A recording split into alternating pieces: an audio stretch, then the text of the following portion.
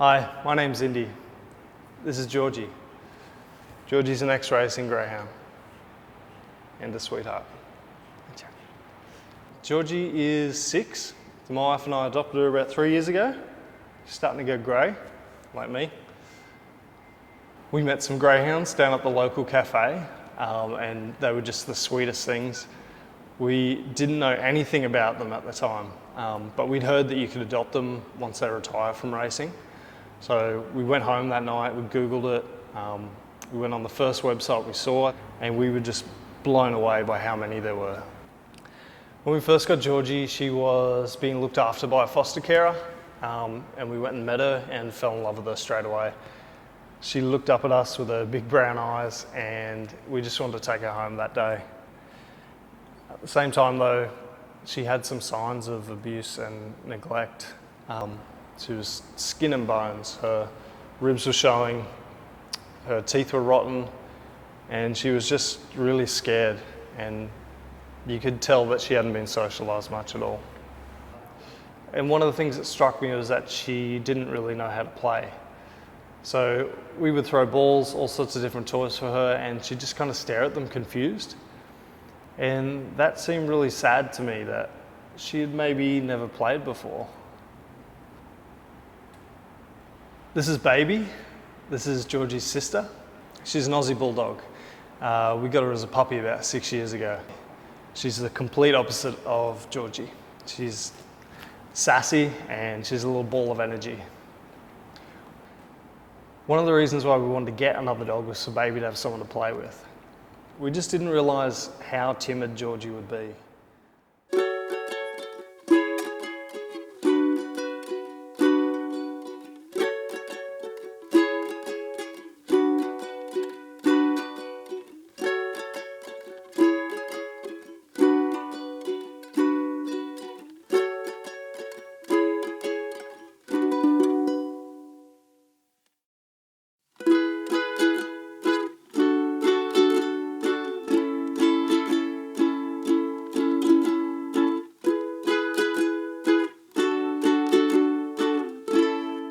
So, do you two want to introduce yourselves?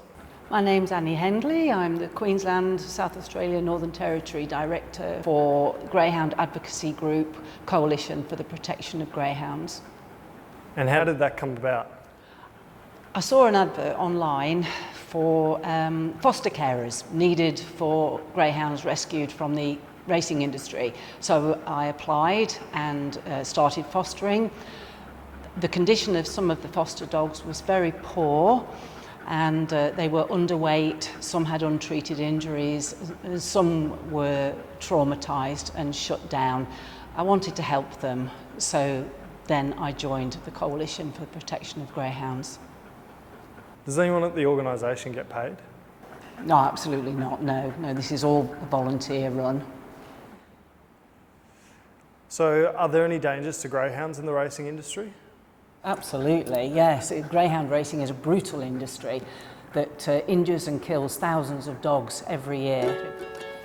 There have been 35 on-track deaths in the first 12 weeks of this year, and 3,123 dogs have been injured on the track.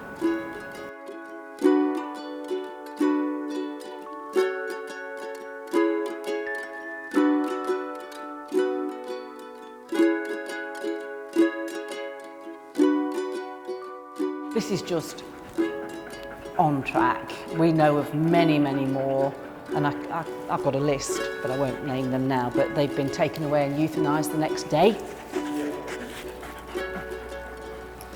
So yeah, the death rate's horrific. Horrific.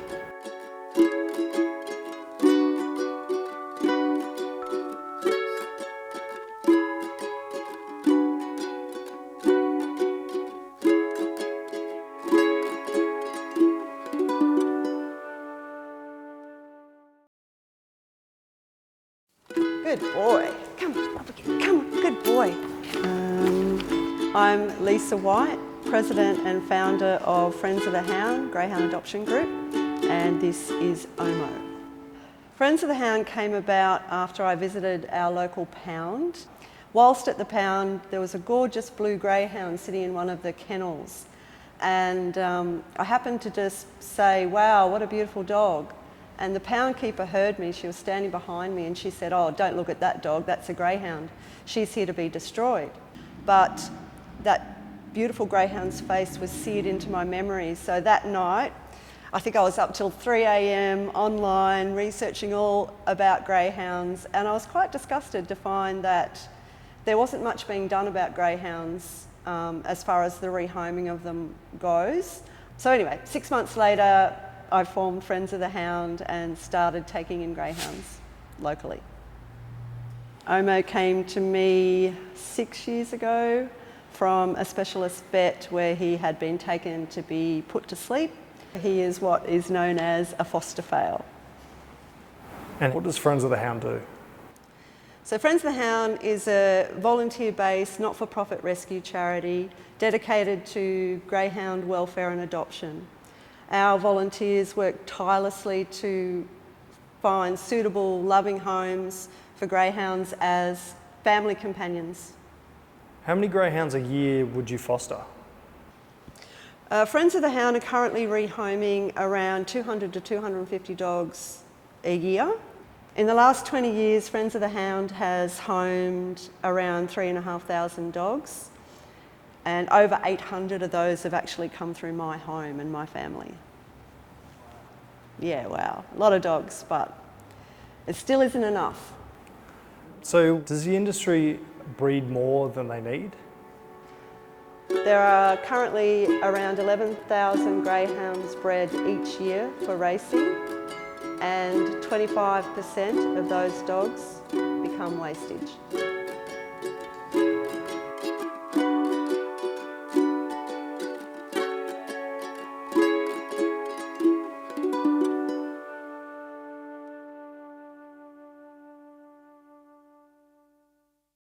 Hi, I'm Wendy Little. I have been fostering and owning greyhounds for 15 to 16 years now. So you can whack your sunnies on. Oh, thank you. I ended up with another greyhound. Yeah. So the four are mine. Yeah. And then I don't mind having an occasional one that somebody might need to look after for a week or so, which is what Sammy's doing. Yeah. In your journey fostering and owning greyhounds, what have you kind of learnt about the industry? It's cruel. The industry is quite cruel. Also, the industry is self-regulated, which to me is fox in the hen house. Sorry. Yeah. We need to have better welfare for these creatures. Greyhounds do not come under RSPCA or animal welfare or council regulations or any of those things. They come under the racing industry. So they are considered a commodity. Yeah. So they do not have any animal welfare rules or regulations for them. I would love that to change. I really would. I would like these dogs to be protected. We need to look at the regulating body, which is Racing Queensland. Yeah. CURIC is the Integrity Commission. It's a joke as far as I'm concerned. Integrity, there's none there. Punishment needs to be true punishment, not 3 months and $300. Yeah. That's laughable for these people. Yeah.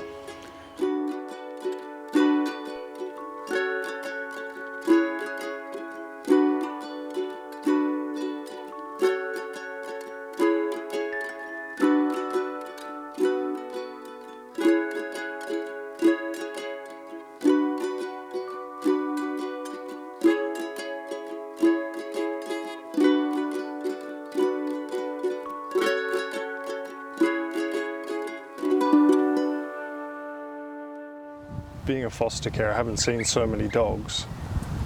I'm imagining you would have seen some pretty horrible kind of side effects from the industry. Yes.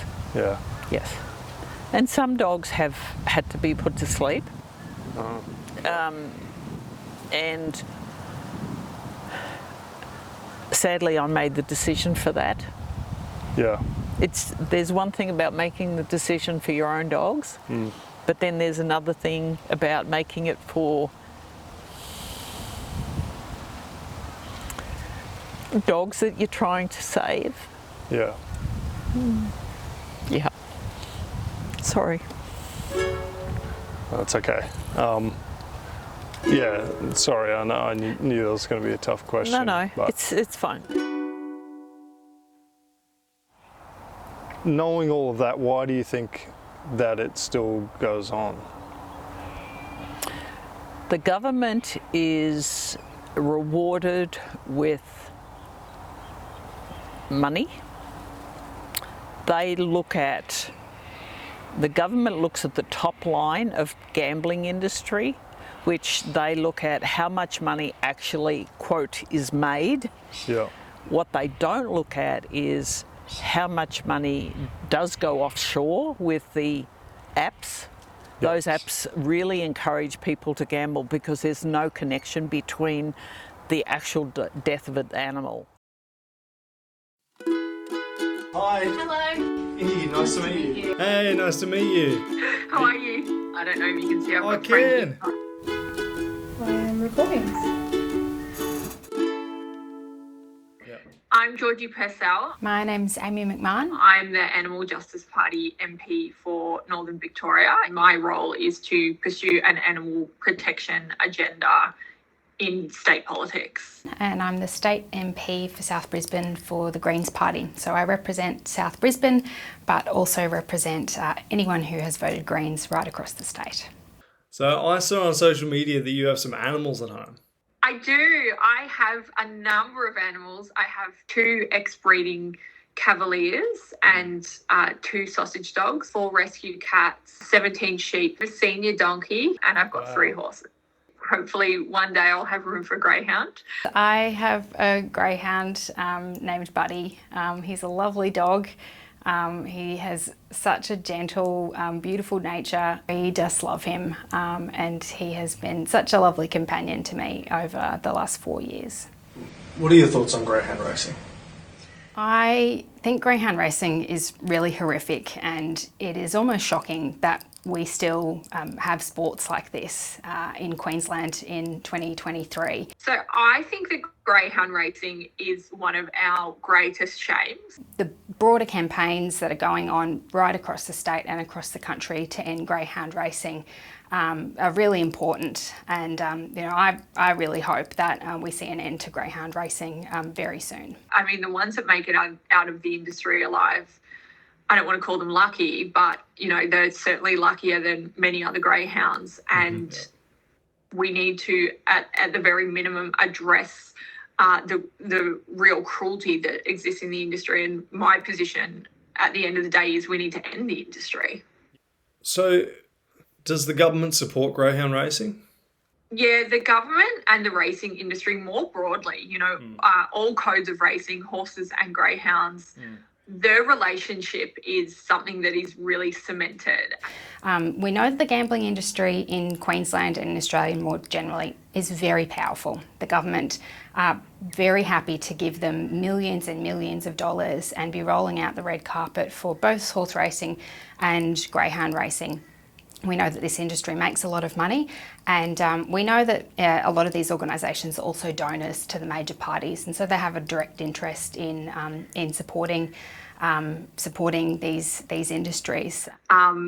They put so much money into this industry to prop it up and to keep it going instead of letting it stand on its own 2 feet. Yeah. And I think that if this industry was left to stand on its own 2 feet, it wouldn't be standing for much longer. And I think they're very willing to ignore a lot of the evidence coming out about how violent this industry is, how unsafe it is for dogs, and ignore the sort of growing negative sentiment from the broader community. To your knowledge, how does Australia's racing industry compare to other countries? Look, I think things are pretty bad in Australia. We have no real end in sight to the racing industry. We have seen horrific scandals come out of the greyhound racing industry here in Australia with, really horrible stories about mass deaths and mass graves. And we know that this is just an inherently very violent sport. If you look at the United States, which I think is an important thing to point out because so often they are behind us on issues and we're sort of leading the way on progressive reform, particularly over the past few years. But there's only a handful of states in the US now that continue greyhound racing. There's many countries across the world that have ended greyhound racing. I mean, greyhound racing is illegal in China, but it's not illegal in Australia.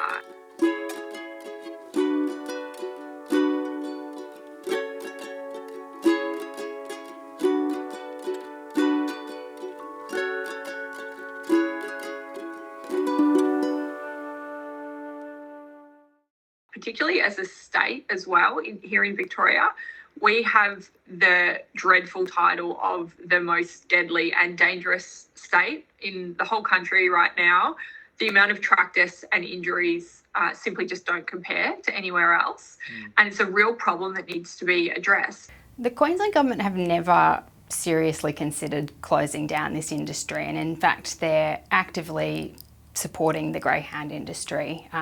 Last year the government gave $40 million to the development of a new track out at Ipswich, which is not only shocking in the fact that it's a new greyhound racing track, but it's also on koala habitat, and it's very close to land that is considered sacred to First Nations people.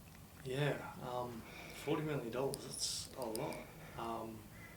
And it's still going ahead, is it?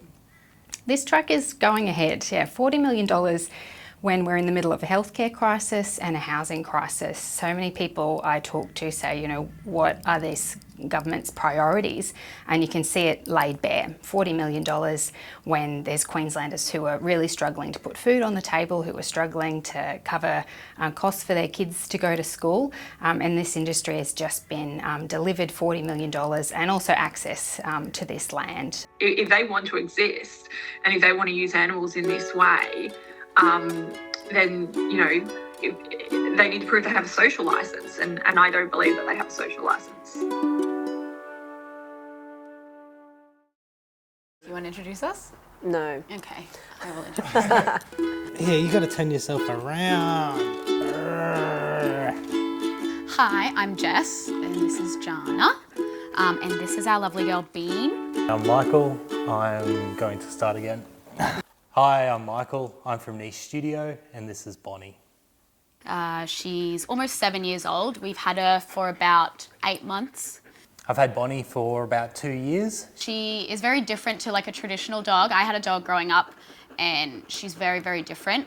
But she's definitely a good girl, that's for sure. Bonnie isn't like owning a normal dog. She hasn't learned to do the normal dog things when she was little, and people assume that every dog wants to come to you and have pats and all of that sort of stuff. And she does take time to warm up to people, but she's learning how to live in society.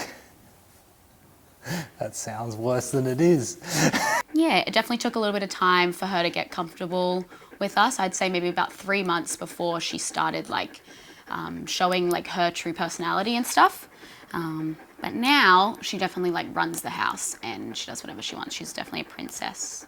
How does she go living here in the apartment? Oh my God, 20 hours a day she does this for sure. She'll lay on the couch, she'll lay in her bed, or she'll lay at our door. That's what she does with her day. Unless there's something happening outside, then she'll get curious, but half the time she's just laying on the ground. Bonnie comes into the office whenever I come into the office. She likes to spend her time in the corner and watch everything that happens, plus sleep. Yeah, and because Janna's never had a dog before, so I think they're a great first time dog because they are so low maintenance. We walk her once a day, about a 20 to 30 minute walk, and then that's it. So she gets little bursts of energy, which is a super typical greyhound thing. And then she'll come and she'll just lay down for the rest of the day. Bonnie is wonderfully behaved, and I think she's too scared to go on the couch, even though we haven't really told her she can't. She does, we believe, sneak couch time when we're out. Yeah, she loves people. She loves pets. Yeah, she'll go with anyone. Like, she would leave us in a heartbeat, for sure, yeah. Bonnie's a lovely family dog. She really gets on well with my two kids, Micah and Annika, and my wife Catherine absolutely loves her too. We couldn't imagine our life without her now. She is the perfect house dog. And office dog? And office dog.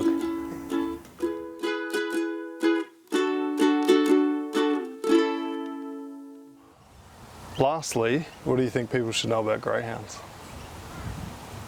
They're weird. They come from outer space. They're very quirky and like strange, and she just does weird things and we're like, what? Unintentionally hilarious and goofy. Graceful when they run. Greyhounds are rather goofy when they're relaxed. So most greyhound owners are aware of the awkward positions they get themselves in when they're sleeping.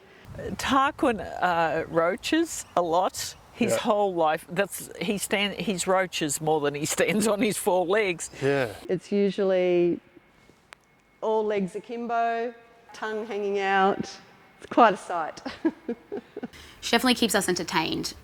People don't realise that greyhounds are actually the best pets for someone who might not have a whole lot of time to go on long walks, or, you know, that lives in a small apartment. They go very well in any kind of household, really. I know a lot of people who have a greyhound in an apartment. Greyhounds can also live in a small house or an apartment. They're excellent dogs in suburban homes. But also they're incredible office dogs as well. So for people that can take their animals to work, we have 2 greyhounds at a minimum in my office all of the time. And I honestly forget they're even here most of the time. They're very placid. They don't need as much exercise as you would think. They don't need a lot of room. They don't need a lot of exercise.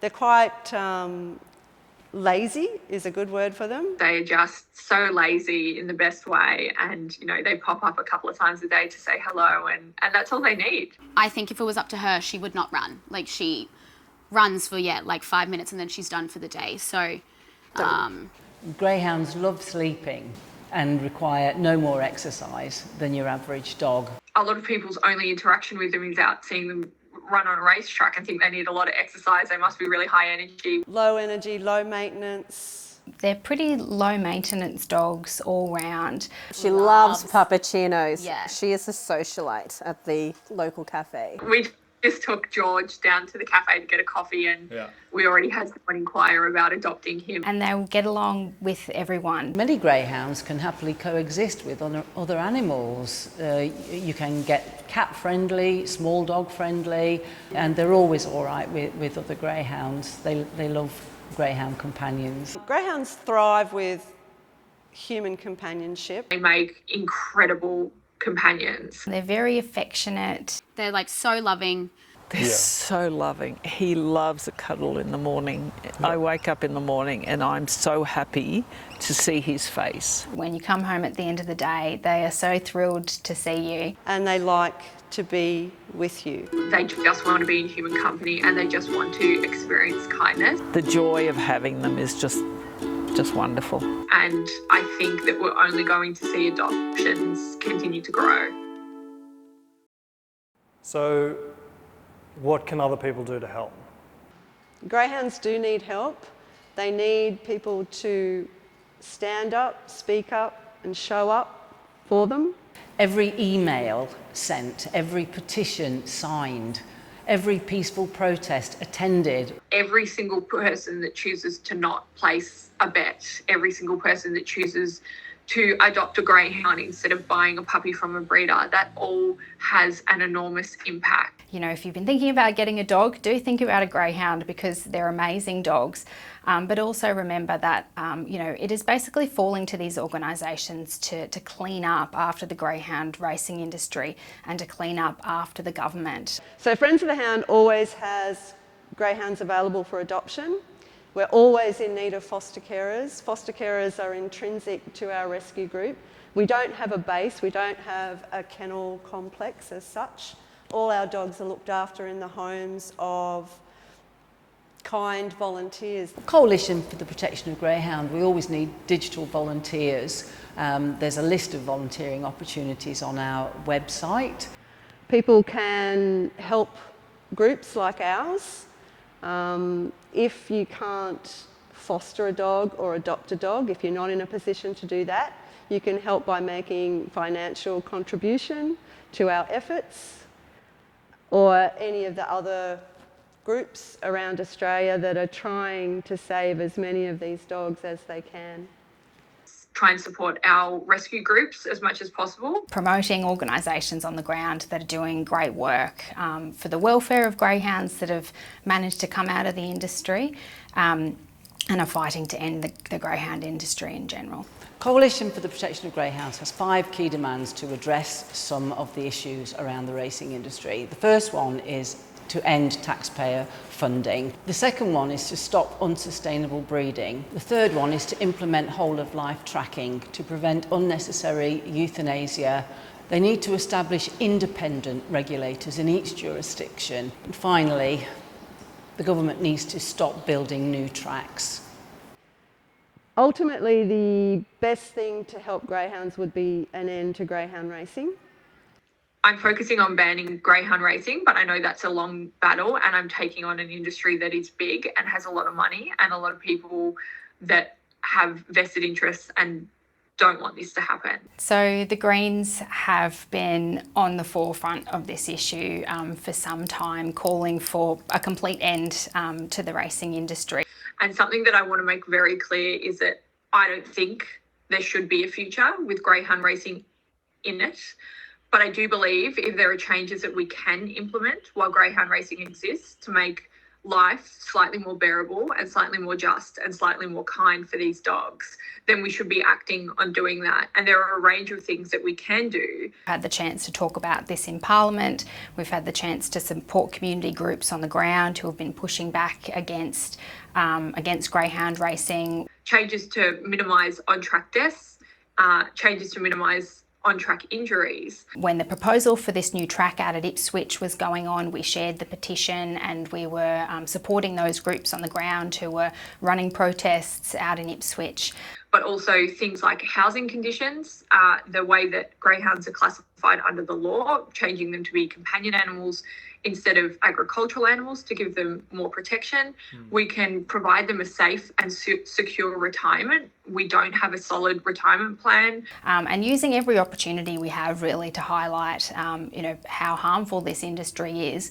We don't have whole-of-life tracking to monitor where they end up, and real penalties. This is not sustainable, where we can't continue like this. We can't continue just saying, oh, well, we'll have these organisations that will help dogs afterwards.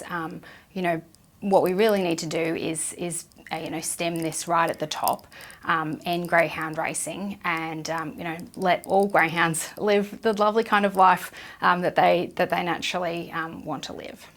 That's just the bare minimum of what we can do to protect these animals while the industry exists. But ultimately, I don't think dogs or any animal can be used for racing in a way that is justifiable to the public or to people that care about these animals. And I think that we will one day see a time here in Australia where we'll look back and say, I can't believe that we ever allowed that to go on.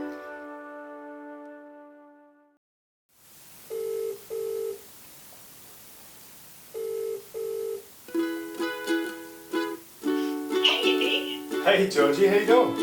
Good, how are you? I'm great. I just wanted to give you a call because I saw that you had a little win for our greyhound friends.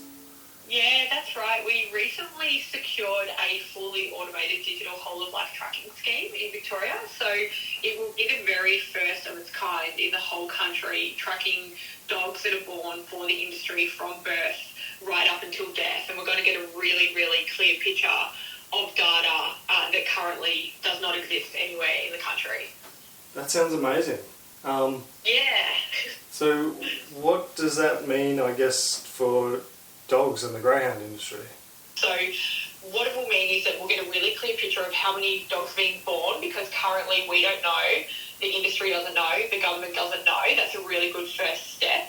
And then we'll be able to see retirement outcomes, just how many dogs are actually making it into a safe retirement and how many are ending up in less than ideal circumstances, how many of them are being taken to the vet and put down, or worse. We've recently had a case in Victoria where a trainer bludgeoned his dogs and said they were retired. So they won't be able to get away with that anymore under this scheme. They will be accountable to the public, and we will be able to see everything that's going on with these dogs and use that information to continue our campaign to dismantle the industry.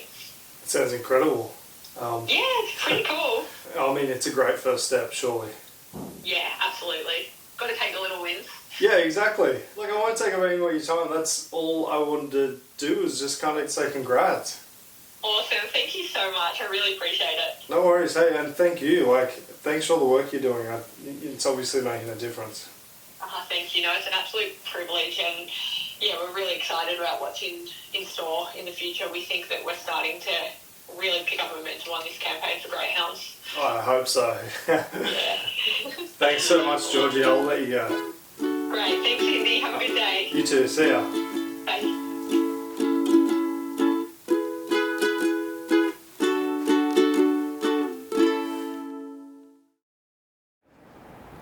Good girl. Eventually, Georgie did settle and get comfortable with us. Really comfortable. And with baby as well. One of the most amazing experiences of my life has been to watch Georgie open up and start to play. And I'll never forget the first time her tail started wagging. I'm just really glad that we could give her a life and that she's happy now. One of the best things I've ever done.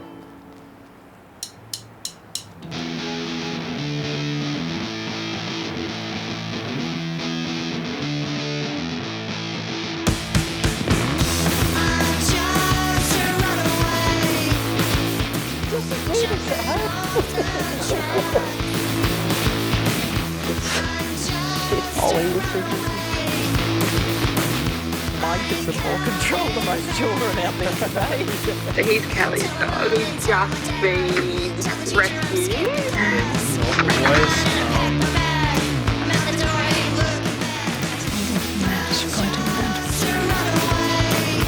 Good work, Jess. Thank you. Good work. Is that too much dog fight right now?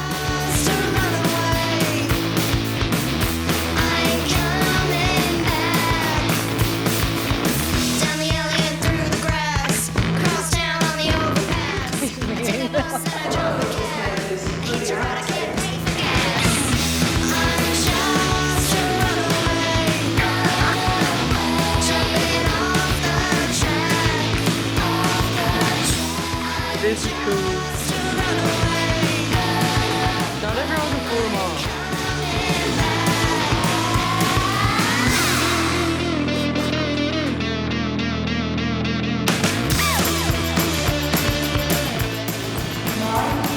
Whoa!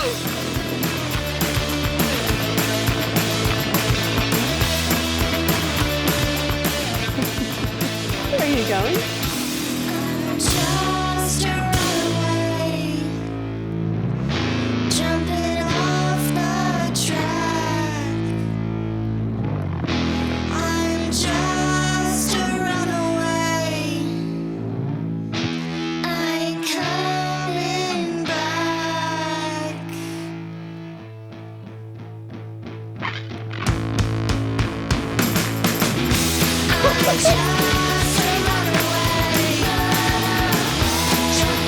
It's got chicken wings and bat wings.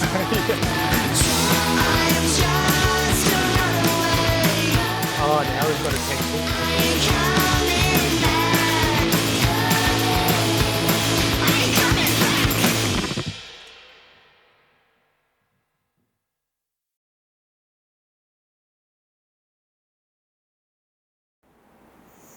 Okay, let's cut it there.